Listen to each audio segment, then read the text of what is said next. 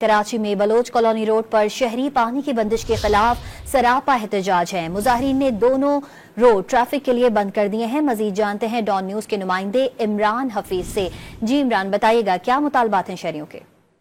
देखिए, ये Bloch colony के जो मकीन है जो महमूदाबाद के हैं, यहाँ पर ये इलाका मकीन जो है बिजली की बंदिश और पानी के दम फराहमी के खिलाफ जो है वो मजबूरन सड़कों पर निकल आए हैं और उन्होंने जो है शिंगरेला शादी हाल कट के ऊपर यहाँ पर आके दोनों ट्रैक ट्रैफिक के लिए बंद करके जो है यहाँ पर एहतजाज किया जा रहा है। इसके बाद जो है वो दोनों ट्रैक जो कईयोंबाग से आने वाले और बलोच कॉलोनी फ्लाई ओवर जाने वाले दोनों ट्रैक जो है वो ट्रैफिक के लिए मुकम्मल तौर पर बंद है और इसके बाद बदतरीन ट्रैफिक जाम है।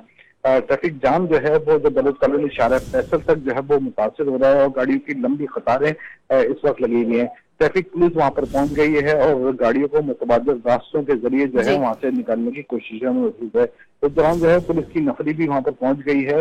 इलाका पुलिस जो है मुजाहिरीन से मुज़ाकरात करने की कोशिश कर रहे हैं, लेकिन बहरहाल वो कामयाब नहीं हो सके हैं मुज़ाकरात। जी